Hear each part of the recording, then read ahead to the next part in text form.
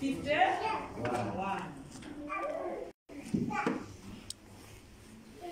Ndipo tichita ndi Masalimo 51 kuyambira 1 mpaka 4. Masalimo 51 kuyambira verse 1 mpaka 4. Tipemphere. Atate mu dzina ndi mwazi wa Yesu Khristu. Zikomo chifukwa ndinu Mulungu wabwino. Amene mwatsika kale mulimo. Amene mukufuna kutilankhula. Amene mukufuna kutiunikira njira yabwino. Zikomo chifukwa mumatikonda. Zikomo chifukwa simukufuna kuti ife tikatayike, koma tikakhale nawo moyo wosatha. Lolani zisomo zanu, zifundo zanu Ambuye zikhale nafe m'nyumba ino. Muyambe nafe, komanso mutsirize nafe. Amen. Amen.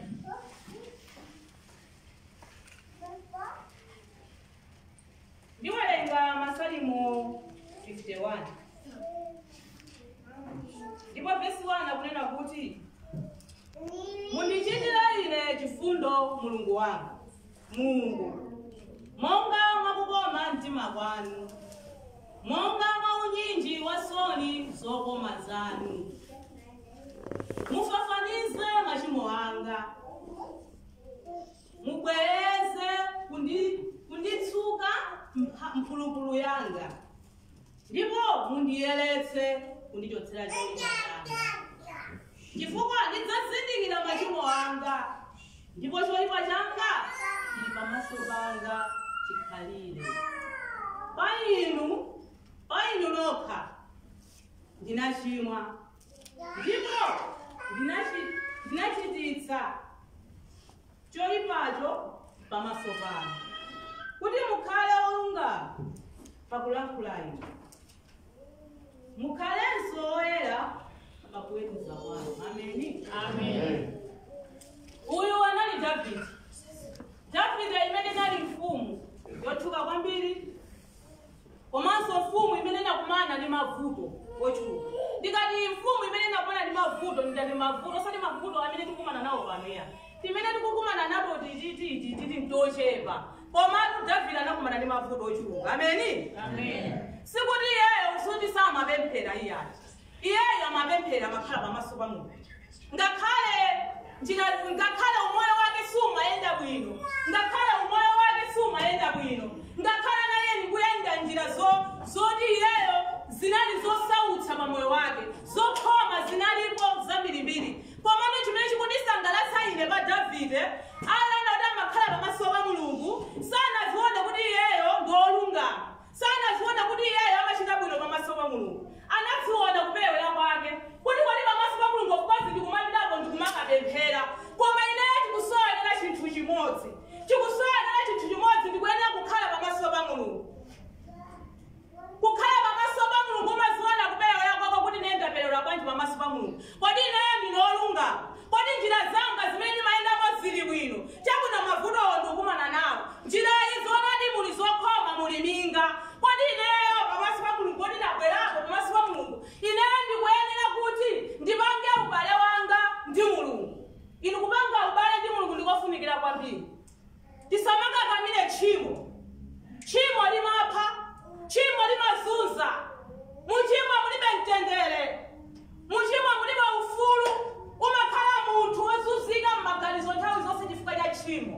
Mutha kundivomereza inu, munthu kakhala uchimo sukhala omasuka iyayi, umakhala omangika, sumakhalanso ndi mtenderayi, umangona kupewera pamaso pa Mulungu. Komano uyu Davide anaona kuti ine pamaso pa Mulungu of ndimapita mavuto onde ndalipodi ambiri, ndipo ndichulukirali koma ndikumapemphera, koma ndipemphera demu ndipemphere kwakuya tsopano. Choyenera kuti ine ndichita ndikutani kodi kuvomereza chani kodi tchimo langa. Ndikuyenera kuti ine ndivomereze tchimo langa. Ndachimwa kuseruzika, mundichitire ineyo chifundo Ambuye, monga mwakukoma mtima kwanu. Ndachimwa, ndaperewera ine pamaso panu, ndapha ndaona unga ndachita chigololo. Ambuye Yesu ndimapsa mtima, ndimatukwana ine, ndimanyoza ine, odzivayo odziyenerezayo ndaine, kuba kuli mwa ine, kusaweruzika kuli mwa ine, kusafuna kuzidya besa pamaso pa Mulungu kuli kwa jani kodi kuli mwa ine. Ndili besa ingakhale chikondi ndabale ndanzango ndizungulira.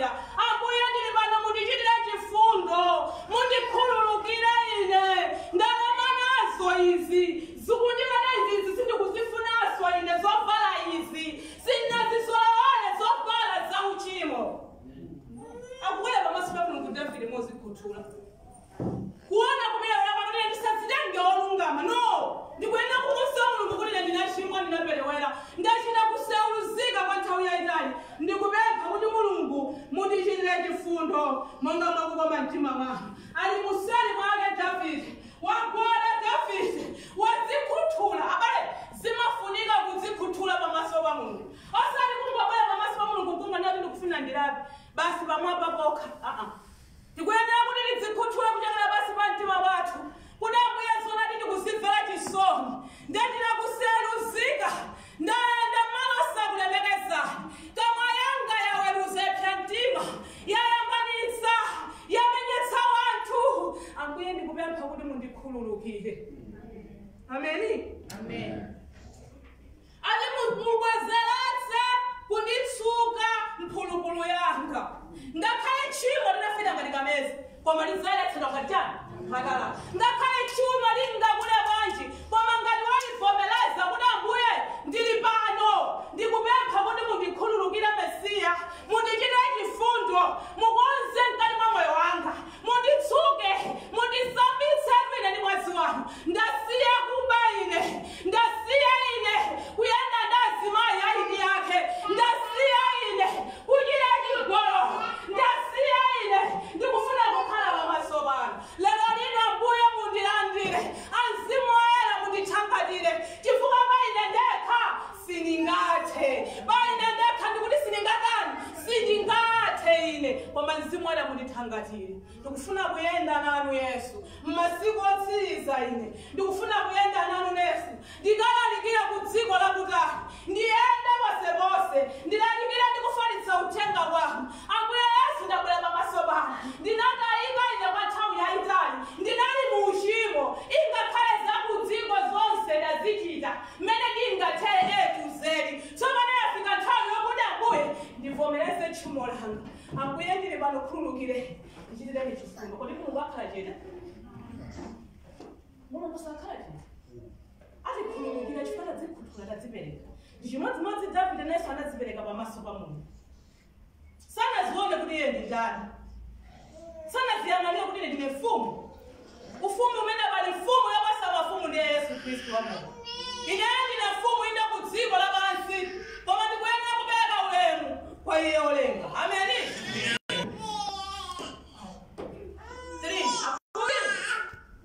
Chifukwa ndazindikira machimo anga. Amen. Akuti chifukwa ine ndazindikira machimo anga. Ndaona kulephera kwanga. Ndaona kuti sindimachita bwino pamaso panu Ambuye. Ndimadziyendereza ndi ufumu wanga. Ndimalandira maulemu ochuluka kwa anthu. Osafunabe kudzichepetsa. Kufunafuna kuti mpaka pamene ndikupitirira chifukwa cha ufumu wa dziko lapansi. Ndavomereza machimo anga. Ndavomereza machimo anga. Ndikupempha kuti mundikhululukire. Mundichitire chifundo Mesiya. Pozani kati mwa moyo wanga. Ndipepukidwa ine ivi. Zovala izi sindikuzifunanso zovala za uchimo. Kodi inuyo mumafika nthawi yovomereza tchimo? Ndefunso. Limafika nthawi yoti ndivomereze tchimo langa. Ndimaba. Ndimanama mabodza. Pamene ndakhala kwanga Mulungu. Ndikamandosayankhula ndakuti ziyenda bwino. Kuyambanitsa. Kuchotsana Mulungu pamalo a Mulungu. Basi kufuna zokuti mpingo ugawane.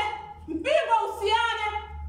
Moyo umenewo mumatha kuuvomereza kuti ine sindikufuna moyo umenewo. Ambuye ndachimwa kwambiri.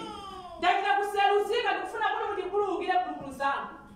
Ndikuvomereza tchimo langa ndi mtima wanga wonse wosweka. Ambuye ndakuchimwirani ndili pano. Zonadi ndimabadye ndikuvomereza. Ali pamene machita tchimo. Tikuyenera kutchula tchimo limene timachita tikamalapo. Tikuyenera kulitchula wachita chigololo. Ambuye ndili pano ndachita chigololo. Sikuti ukulapira munthu. Ukulapira Mulungu wakumwamba. Ukhale nseli yako ndi mchipinda. Ukagwade pamene pambuye lero. Ayi sindinachite bwino. Ndabadwira. Ndawononga. Ndikupempha kuti mundikhululukire. Koma onetsetsa kuti tchimolo ngati nana kuti Ambuye mundichotsere tchimo la kubali. Usakabenso. Ameni? Amen. Usabwererenso kobakuja ayi ukhale pamaso pa Mulungu. Chimene chimafunika nkupempha Mzimu ambuya atitsogolere chifukwa sindingakwanisa kunena kuti sindingalumbire pano kunena kuti lero sindinama sindingalumbire pano kunena kuti lero sindinema mabodza ayi koma tikupempha kuti mzimu wale atithangatire pamene ndamva kunena kuti wachita chinthu chosakhala bwino sunachite bwino pamene umamva wekha akakhala kuti mzimu woyera ali nawo umamva ndithu kuti ayambuye mundikhululukire ndaba ine sinachite bwino ndatenga chinthu kuntchito chimene abwana sanandipatse ndipo ndikupempha kuti mundikhululukire moyo umenewu usakhazikike mkati mwa moyo wanga sindikufuna ayambuye uzimva mumtima mwako kunthuthumira uzinjenjemera kuti lero sindinachite bwino leroloyi ndayambanitsa kwane baba kuti akamwafa kumenyana kumene kwako ndinero ndinapita kukauza amunawo kuti akazanu alinga chipezi kunapatoko ndemukamba kuti kumene kwako kuliteketeke ndinero wekha kuchita kumva kuti ndayambanitsa kumene kwako pamasamva kunthuthumira kumamva mwana munthu akuti mzimulidwa ndi amuna ake chifukwa cha iweyo pamasatekeseka ngati mwa moyo wako olo china chakukutekesa basi kungokhala aziona ameneyo amakayendaenda da chino kumayenda da azimuna aye kumene amumenya ameneyo pamaso mwina munthuyo sadatani kodi sanachite mwina munthuyo anangomuyimitsa amangomupatsa moyo iwe kungoona neti ndaona kuko musasiye zozola amene wakabula makaba muonetsetsa kuti amene ukuchite nawo azibone inuyo sinazikuchite atimuchita ngene zona muchite nawo akabula mimi musasiye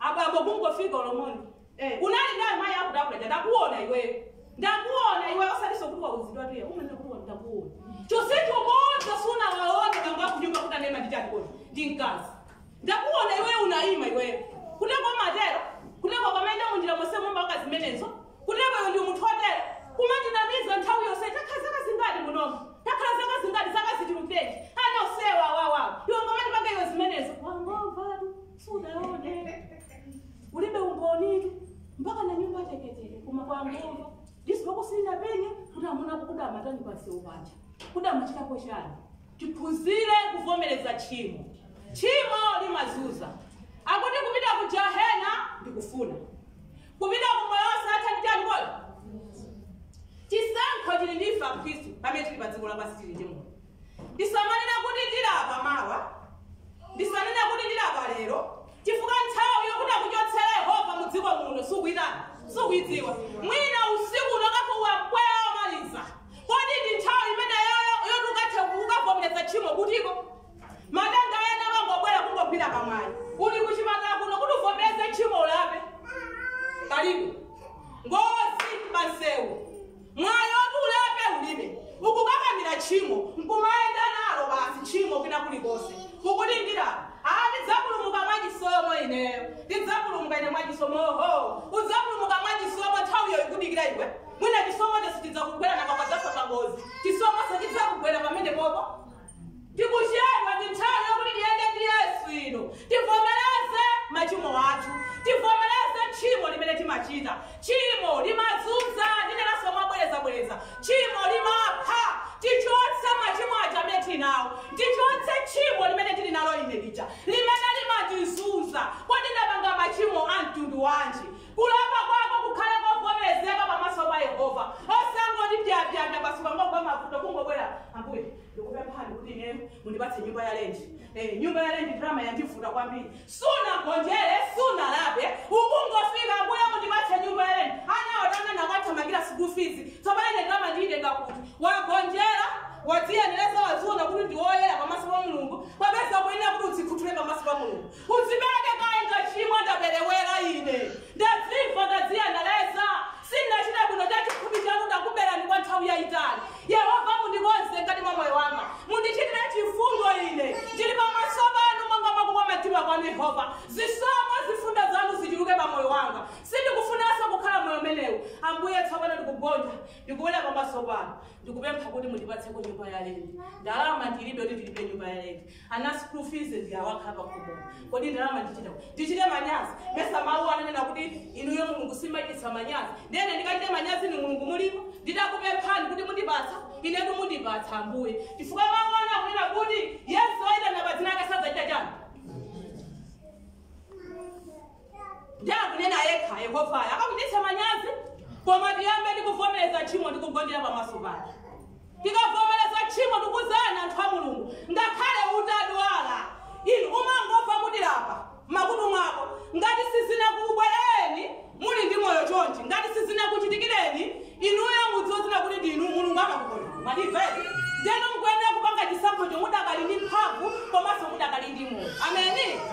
Chifukwa imafika nthawi yoti wasautsika modzi amene ndinasautsikayo ndeineyo ine sindingabiseya chifukwa ndinaona ukulu wa Mulungu ndinaona ineyo sindikudziwa kuti ndikayankhule bwanji chifukwa modzi amene ndinaona ukulu wa Mulunguyo ndindani kodi ndine ndinadwala kofikizira kuti ine sikwezi nditayima kusogolo kuno ayi koma Mulungu ndinamuona ani Mulungu umamva ndithu mmakutu mwakomo kuti iwe la mandibveti kumabwera pamaso pa Mulungu ndikugonjera kuti ambuye zona ndinachimwa inuyo tu Mulungu ndikudziwa ndi mmakhululukira chifukwa munanena kuti tchimo ndali lonse ngakhale ndakula bwanji koma tchimolo lidzayeretsedwa ngati matalala. Ndili pano kuti mundikhululukire mundichotsere tchimo lina lililonse mundichotsere chosalungama china chilichonse ndikufuna kuyenda nanu Yesu ndipo ndinamuwuza Mulungu kuti ndidzakutumikirani mundichitire chifundo mundichotsere nthendayi Ambuye imene yandisautsa moyo wanga mukandichotsera nthendayi Ambuye ndikakutumikira ndikuna kulikonse kumene ndingapita. Ameni. Inu Mulungu amachotsa ululu mandimva Mulungu amachotsa ululu Mulungu amachiritsa inu ngakhale khomo la chipata usanapite ngakhale kwasing'anga usanapite Mulungu amachiritsa. Ine ndinaona dzanja la Yehova likukanganula ululu pa moyo wanga. Ameni.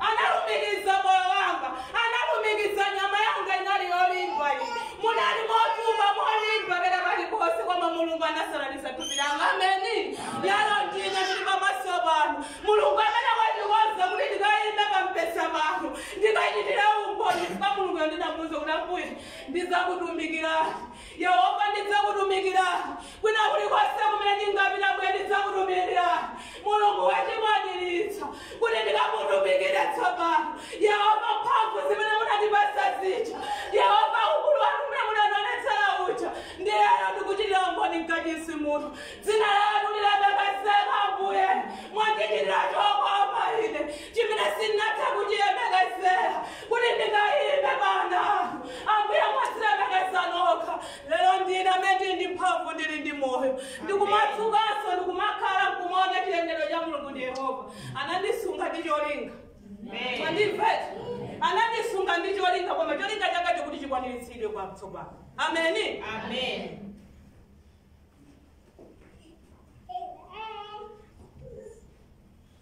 Akuti kuti mukhale olungama pakulankhula inu mukhale olungama pakulankhula inu kumulemekeza Mulungu akhale olungama pakulankhula iwo pakulankhula iye Davide amene kudzipereka kudzikhuthula m'manja mwa Yehova.